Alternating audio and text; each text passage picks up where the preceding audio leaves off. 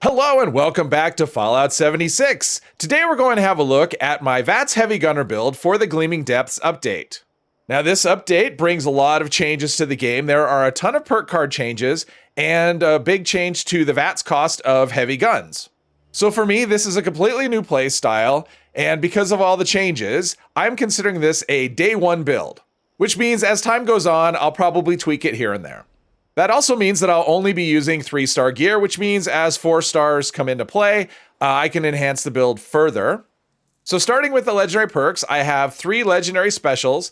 Having all those extra perk points is very important. In fact, you can make an argument for 4, 5, or 6 legendary specials. I'm going with 3. So we've got electric absorption. I am wearing power armor. And this perk is really strong for power armor. It anytime you come against energy damage enemies like robots, aliens, basically that you're immune to them. They will just constantly heal you and charge your fusion cores. And since I am using VATS in power armor, I will be going through fusion cores faster than I normally would. So having them topped off constantly against enemies that use energy damage is just a great benefit. I do have taken one for the team. I will pretty much play on the team most of the time or all of the time. So whenever I'm on a team, enemy attacks me, they'll take 40% more damage. And not just for me, this benefits anyone that's attacking that enemy. So in boss events, in the raid especially, that will be helpful. And then here we got something that's completely optional. I'm using Master Infiltrator. I just really like this perk. I like being able to one-click terminals and locks. But you could easily swap this out and put in another legendary special if you want to do that. So we have all of the Heavy Gunner perks maxed out. We've got Traveling Pharmacy to reduce the weight of chems, and Bandolier to reduce the weight of ballistic ammo. Now, under Perception, I have Concentrated Fire rank 3. There's a bit of flexibility here. Now, I do want Perception at 3 or higher, so I can swap in Butcher's Bounty when I need to farm for food. This is a carnivore build. If you're using explosive weapons, I'm not using any at the moment, but if you're using explosive weapons, you could lower Concentrated Fire rank 1, swap in Grenadier rank 2. And you can also make room for Fire in the Hole for when you're running Most Sensational Game.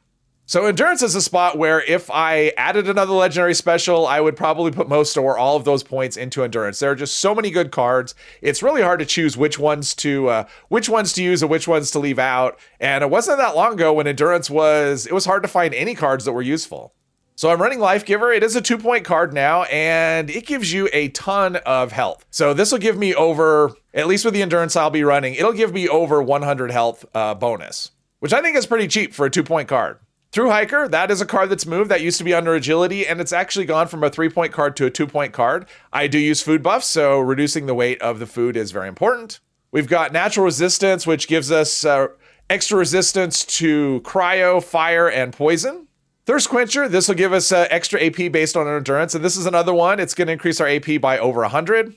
We have Vaccinated, which increases our disease resistance. Normally, I wouldn't care about this. I would just use a disease cure. They're pretty plentiful, pretty easy to get your hands on. However, there are a couple cards I'm using, Thirst Quencher and Natural Resistance, that only work when you don't have a disease. And if you're in the middle of a Scorch Beast Queen fight and she gives you the Blight, which happens pretty frequently, it's kind of annoying. You'd actually lose the benefit of these 2 cards until you cure the disease. So anything that reduces the chance to catch a disease in the first place for only 1 point, I think that's a very helpful card. Now here's another one that you could easily swap out. I am playing in power armor. I'm not using What Rads, so I will get a little bit of radiation here and there, and Sunkiss will just kind of make that go away automatically, but you could swap this in for something else if you wanted.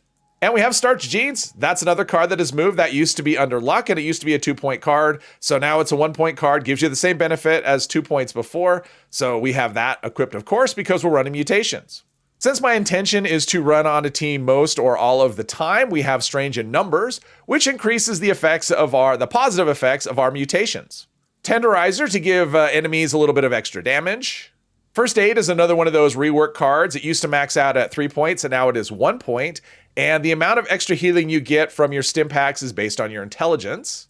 We have Power User. It doubles the duration of our fusion cores. Since we are using VATS with a heavy gun, normally I wouldn't run this, but because I'm using VATS with heavy guns, I think I will be burning through fusion cores a lot quicker. If that turns out not to be the case, I could easily swap this out for something else. I mean, that's 3 points. I could always find a place to use 3 points. So this is one of those ones that I'm using for now that may change at a later date, depending on how I see my fusion core supply going. We have Stabilize because we'll be using heavy guns and power armor, so that gives us an extra 45% armor penetration. Batteries included has been reduced from a rank 3 card to a rank 2 card, and the rank 2 gives us the 90% weight reduction for energy ammo, and that includes fusion cores, so we have to have that. And I'm running Gunsmith. The main weapon I'll be using is Gatling Plasma, and I'm finding it breaks really quickly, so even with Gunsmith, so I'm definitely running this. If I were to maybe swap in an explosive weapon, I could easily put in Demo Expert in place of this, but for now, we're going to do Gunsmith. That'll help us drain our repair kits a little less. We have Action Boy to help us with our AP refresh rate because we'll be mostly using VATS. Born Survivor, this will make it so I don't have to pay attention to my health most of the time. So we're using Gun Fu to automatically swap targets and VATS. And we have Adrenaline at maximum rank if we are facing a group of enemies that damage will rank up rather quickly. This is a critical build, so we're using better criticals to do more critical hit damage, and Critical Savvy to do critical hits more frequently.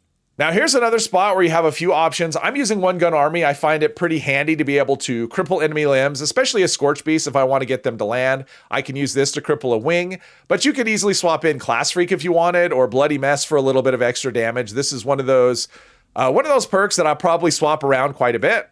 So now we have Ricochet. It used to be a 3-point card, and now it is a 1-point card, and the deflect chance is actually based on how much luck you have, and we're using Good with Salt because we are using food buffs, and we don't want that food to spoil. All right, so here's some numbers to go with those perks. So First Aid actually gives you a buff based on your intelligence. So with my intelligence where it's at, I'm getting plus 39% stim pack healing. For 1 point, I think that's well worth it. Life Giver, 144 extra health for 2 points. I think it's worth that as well. I mean, you can see our health is up at 596. Natural Resistance is giving us plus 53 fire, poison, and cryo resist. Again, 1 point. I think that's a very good value. So Ricochet gives us a 26% deflect chance. That means it's about a quarter of the time we're going to get a chance to deflect damage back at the enemy. And since we're using power armor, that'll be 200% damage. It'll go back to them. Thirst Quencher, that's an extra 120 AP. You can see my AP is 525. So that's increasing it by about 25%, give or take. And Vaccinated is giving us plus 67% disease resistance. So that should actually help us quite a bit avoiding diseases in the middle of a fight. So for mutations, we have Bird Bones, which gives us, the big one on that is the plus 5 agility. Now you do see a hit to strength, minus 4 strength. So that might be a reason why you might want to run Class Freak instead of One Gun Army. With Class Freak, that would be minus 1 strength. So if you're concerned about carry weight at all, that would be something you'd want to do. We're running Carnivore to get extra benefit from meat-based food. Eagle Eyes, plus 5 perception and plus 63% crit damage. Herd Mentality, because we're on a team with strange in numbers, we're getting plus 3 to all our specials. And Speed Demon for that extra movement speed and that 40% more reload speed. So for power armor, pretty much anything will do. Everything is the same on this for the first and third star. So I have Overeaters and I have weapon weight reduction. I don't carry a lot of weapons, but I do really like being able just to do area loot constantly and not get over encumbered. So weapon weight reduction really takes care of that. As far as the second star, I have 2 pieces that are AP regen and 3 pieces that are endurance. As far as weapon goes, this will be the main damage dealer. This is an Aristocrat's Gatling Plasma with extra critical damage and reduced AP cost. You can see that AP cost at 9 makes it very usable in VATS. And this is what I'm looking at as the main damage dealer against big enemies, against boss type enemies.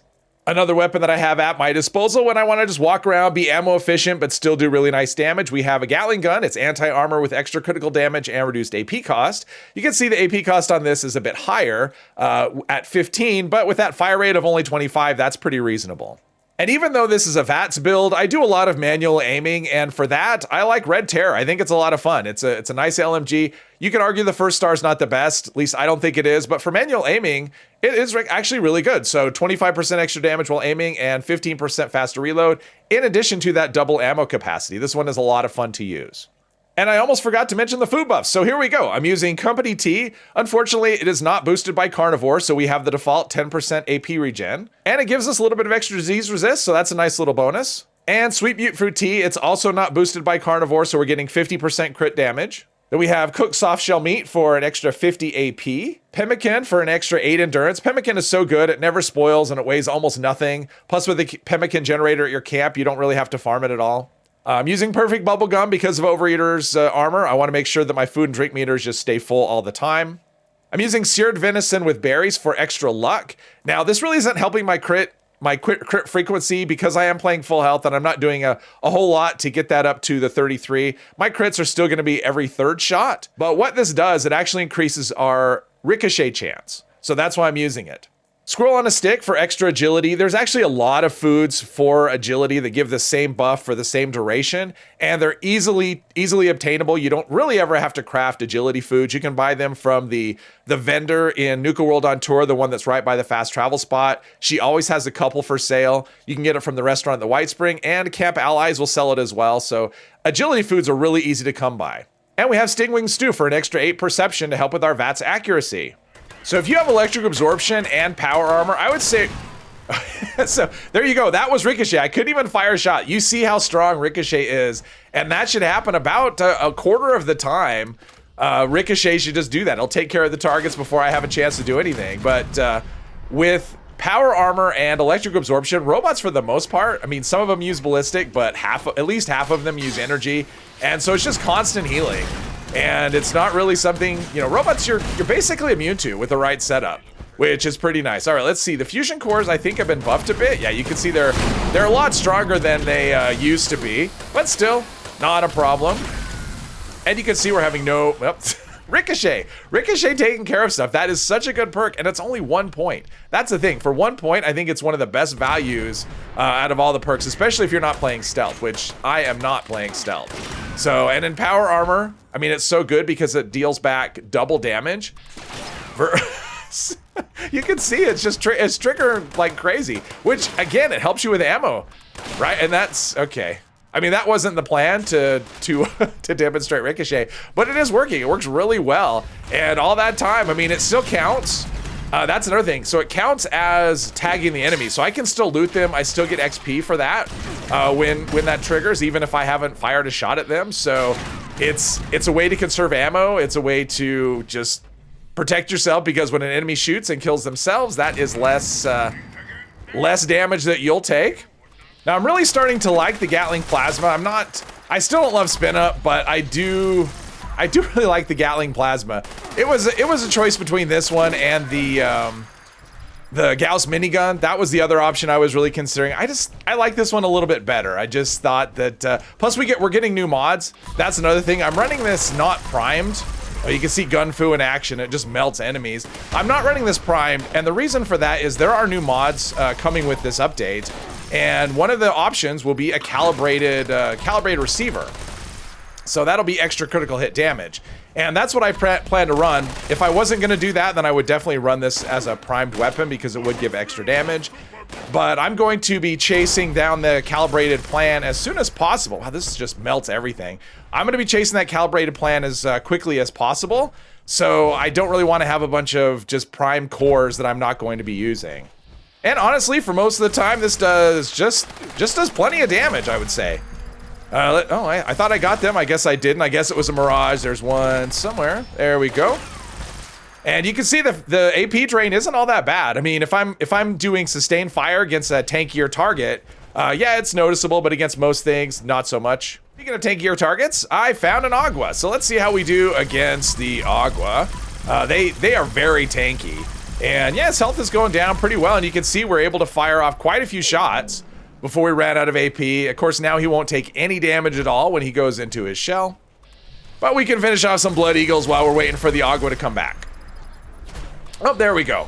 He's found us. And of course, taking one for the team, if he actually attacks me, damage should go up. So let's see how that works. Yeah, well, I wasn't paying attention to what the numbers are, but we're doing okay. He went down rather easily. All right, let's polish off some Mirelurks and then deal with the Mirelurk Queen. Let's see, the King went down pretty quickly. You can see Gun Fu doing really nice work. Yeah.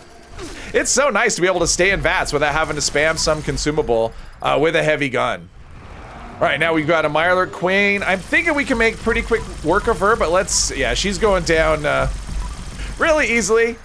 Didn't run out of AP, that was weird. Just dropped out of VATS for no good reason at all. Yeah, she went down very easily.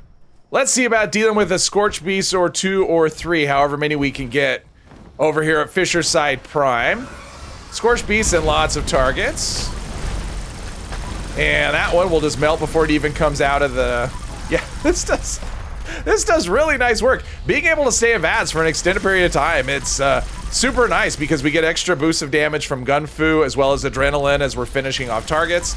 And you can see our AP comes back at a pretty reasonable pace. It's not lightning quick, There is a 4-star effect you can put on your armor that actually makes that a lot better. Let's see. Okay, he's legendary, so he'll have a lot more health. Then he goes out of range.